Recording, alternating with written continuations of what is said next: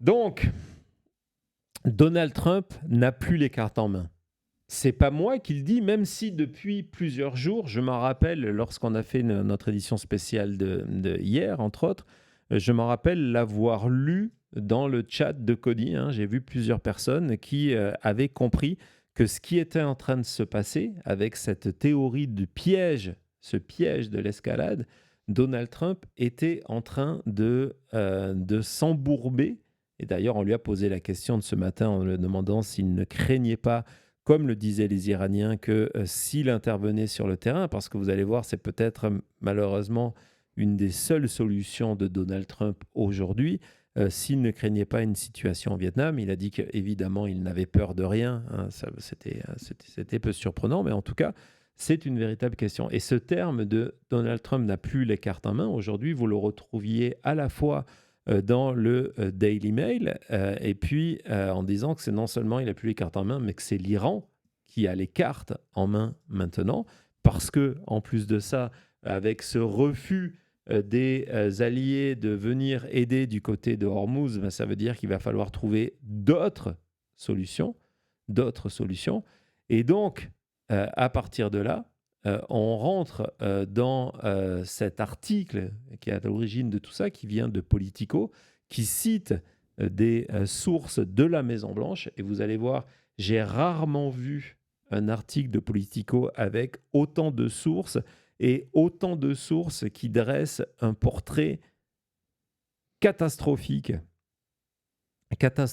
de la situation et qui démontre que Donald Trump a perdu le contrôle, vraiment, il est hors de contrôle, mais d'une manière totale.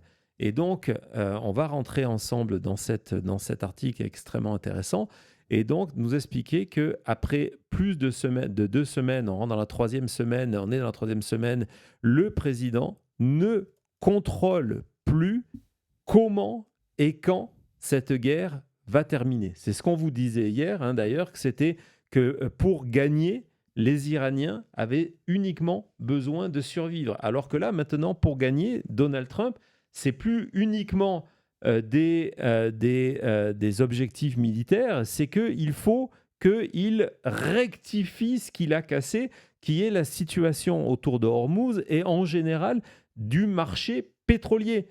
S'il n'y a pas ça, Donald Trump ne peut pas aujourd'hui dire ben voilà, la guerre est terminée. Parce que demain, le prix du pétrole, du coup, peut monter jusqu'à $200 le baril. Il va être obligé de trouver une solution pour Hormuz. Et désormais, il est seul, au-delà des conséquences pour l'OTAN. Ça veut dire ça. Donc, vous avez cet article qui commence en expliquant que donc il a perdu le contrôle sur quand et comment cette guerre va terminer. Ce matin, confirmation de l'annulation du voyage de Trump en Chine parce qu'il faudra continuer le combat. Du côté du New York Times, révélation qu'une partie des équipages de ces gros navires américains venait d'avoir les informations qu'ils seraient encore en mer au moins jusqu'à la fin du mois de mai. Il y a cette date du mois de septembre qui circule à Washington et à Jérusalem depuis un moment. On en est là. Et donc en expliquant qu'il va devoir trouver ces solutions et que pour l'instant, il n'y en a pas. Et donc, regardez en disant, ben voilà, c'est clair, de manière très claire. Le bilan de Donald Trump, certains appellent ça sa liste de courses, on vous en parle depuis des jours. Il est juste, militairement, Donald Trump, tout ce qu'il dit jour après jour de ce qu'on a détruit, les missiles, les avions, les bateaux, c'est une réalité. Mais la victoire et donc la fin de la guerre ne va pas se mesurer par rapport à ça. Et donc vous avez cette phrase d'une personne proche de la Maison-Blanche qui dit « Regardez, on est en train de les détruire sur le terrain, mais aujourd'hui, d'une manière assez complète, ce sont les Iraniens qui tiennent les cartes. » Et on se dit, ben voilà, maintenant, il faut trouver une situation. Et c'est les Iraniens qui décident combien cette guerre va durer. La fin de la guerre, ça sera le retour du trafic pétrolier. Et là, on dit, ben voilà, de la part de Trump, peut-être que la seule solution, désormais, c'est d'envoyer des troupes sur le terrain. Et ce qui est intéressant, on pourrait voir cette vidéo, Thomas, elle doit être quelque part d'autre, dans le dossier Boots. On commence du côté républicain, on va écouter cette vidéo de cet élu proche de Trump, à préparer le terrain pour l'opinion publique américaine en disant, oui, les 2500 Marines qui sont en route, ils vont très certainement débarquer à Hormuz ou sur l'île de Khargan, donc, qui est tous les terminaux pétroliers. Mais dans la réalité, c'est pas vraiment comme si on les envoyait à Téhéran. Donc oui, ils vont être sur le terrain, mais c'est pas vraiment le terrain parce que ça sera simplement limité. Vous voyez comme on est en train de faire bouger cette ligne d'arrivée en disant non, mais ça sera que des bombardements, ça va durer 4 jours. Et là, on est en train de dire oui, mais il y aura une intervention sur le terrain, mais elle ne sera pas dans la totalité du pays. Donc, elle ne compte pas. Écoutez ce moment. It's really simple, Mr. Berman. It's really Iran. The president is moving about 2,500 Marines to the region. Are you okay with putting those troops on the ground? I actually spoke to some media last night, and I indicated that I believe that what these 2,500 Marines of the Marine Expeditionary Force would be to probably secure the island. The island is not, in my opinion, boots on the ground in combat circumstances. It is a territory. It is Iran. Facility. Well, I'm not going to argue that point. As a matter of fact, you're right. But what I would say is the president has chosen not to obliterate the ability that to get oil, and I think he wants to go secure that to make sure the Iranians don't do themselves in. So I think it's probably wisdom. Voilà, on en est là du côté républicain. Cette vidéo, je vous garantis que vous allez vous en souvenir dans les prochains jours parce que c'est des éléments de langage qui sont en train de s'installer. Oui, on va aller intervenir sur le terrain, mais c'est pas vraiment intervenir sur le terrain parce qu'on veut continuer le trafic pétrolier. Et donc voilà, mais en tout cas, du côté des alliés de Trump, on se dit la seule solution aujourd'hui, c'est une intervention sur le terrain des Américains qui, d'après les experts, et on y reviendra dans les prochains jours, sera pire qu'en Afghanistan, parce que le terrain est pire que l'Afghanistan, on reviendra là-dessus. Et donc, si on retourne maintenant sur l'article de Politico, on dit peut-être que la seule solution pour Trump, c'est ça. Et cette phrase en disant les termes ont changé, et là c'est une deuxième source, les termes ont changé, nos voies de sortie, ces fameuses off-ramp dont on parle tout à l'heure, ne marchent plus parce que, et là regardez, vous allez reconnaître évidemment les termes parce qu'on vous en parle ici depuis notre première émission, le jour, quelques minutes après les premiers bombardements d'Israël, avant même qu'on sache que les Américains avaient commencé aussi à bombarder l'Iran, on vous avait dit les Iraniens vont jouer avec d'autres règles qui sont des règles asymétriques.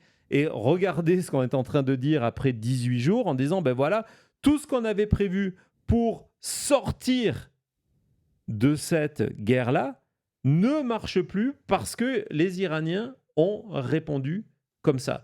Et donc, on dit, c'est ce qui fait qu'on est extrêmement anxieux dans l'entourage du président. Parce qu'on se dit, on est en train de rentrer dans ce que Trump ne voulait pas, ce que l'électorat de Trump ne veut pas, et ce qui a, au-delà de Trump, républicains et démocrates, fait couler toutes les majorités, qui est une guerre qui va durer. Et c'est le cœur du problème.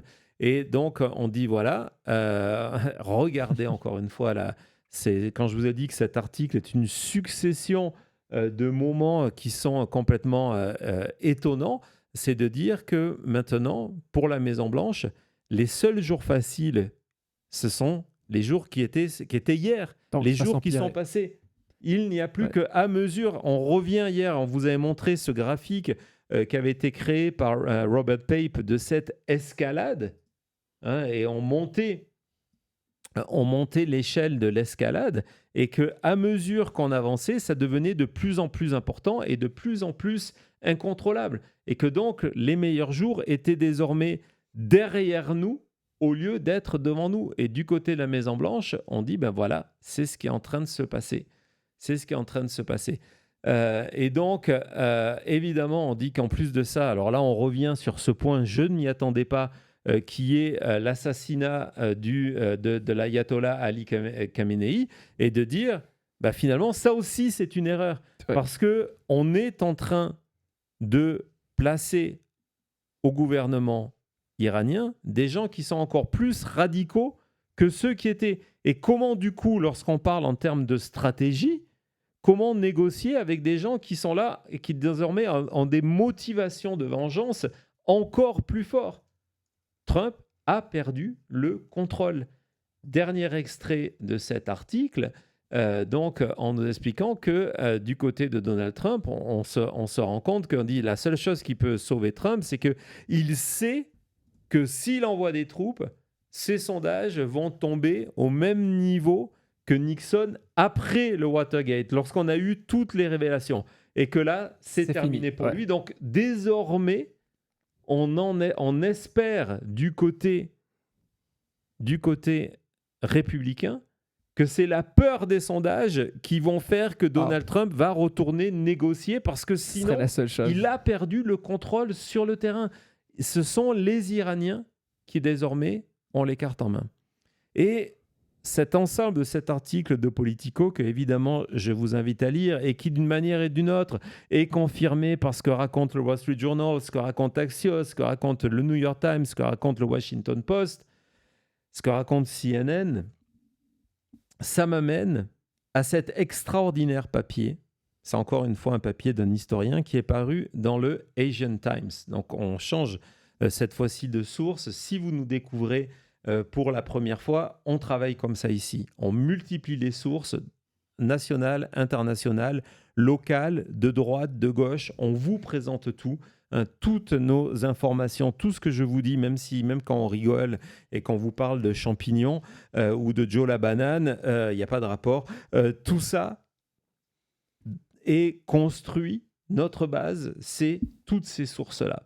Et donc, il y a cet article qui pose une véritable question, qui est la question que je me suis posée en lisant le tweet de Robert Pape ce matin, qui disait peut-être qu'en fait, le pays qui aujourd'hui a plus de pouvoir que ce qu'il en avait avant le début de la guerre, c'est pas les États-Unis, c'est l'Iran, qui pose la question de c'est quoi ce monde lorsque il y a désormais cette rupture consommée, prononcée entre les États-Unis et l'OTAN. Et donc cet article dit, ben voilà, peut-être que cette crise, et elle est analysée du côté historique, peut-être que cette crise, ce qui est en train de se passer, c'est la chute, c'est la fin du pouvoir américain comme étant le leader du monde.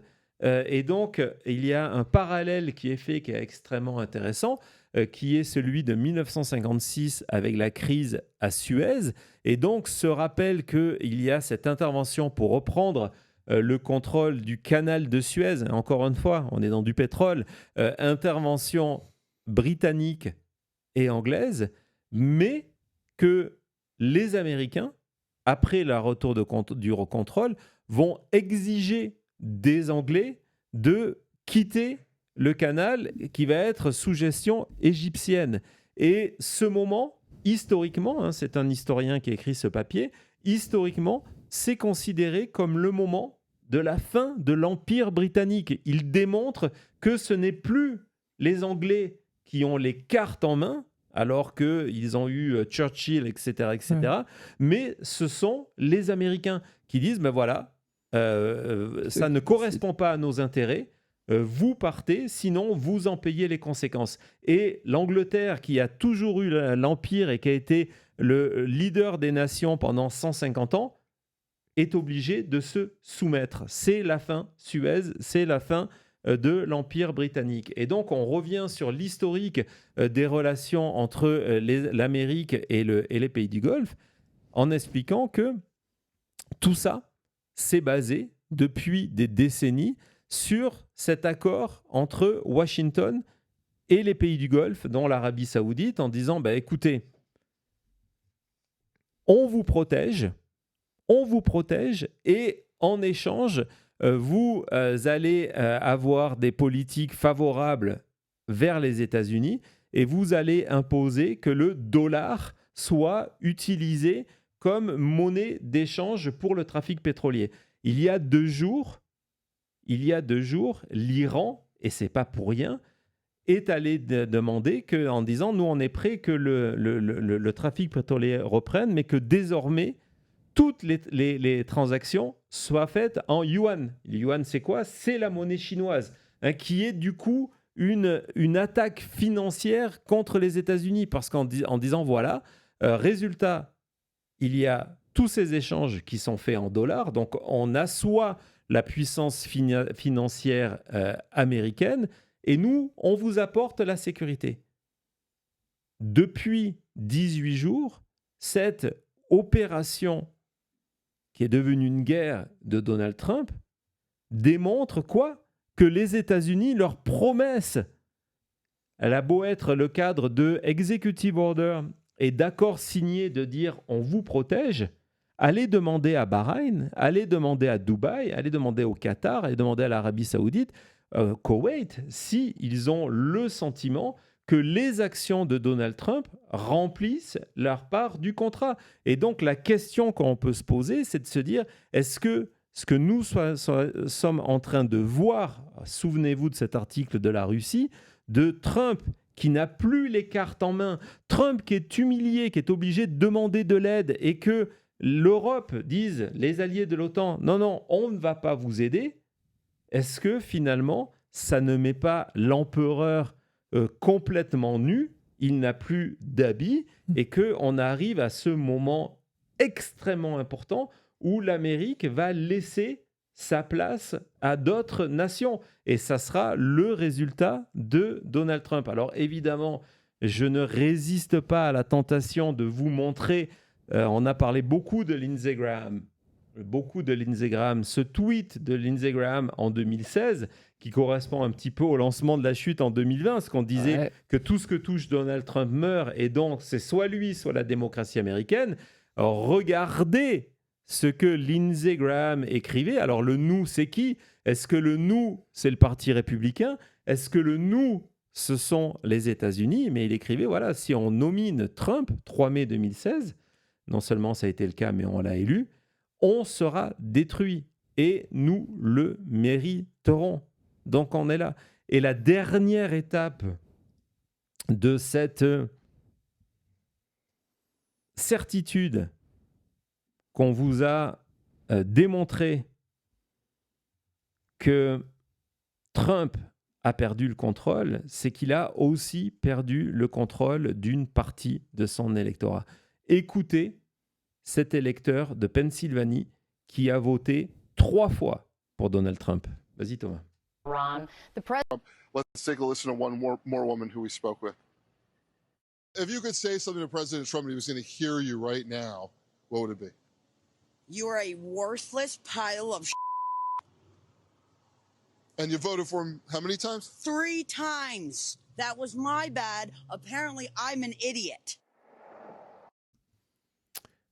Voilà, j'ai voté 3 fois pour Donald Trump, nous dit cette électrice de Pennsylvanie, étaclée, d'accord? J'ai voté 3 fois pour lui. Apparemment, je suis une idiote. C'est de ma faute. Et donc, quand on lui demande, et si vous aviez un message particulier à donner à Donald Trump, elle dit, ben oui, elle n'a pas hésité une seconde. C'est un immonde tas de merde. C'est la chute.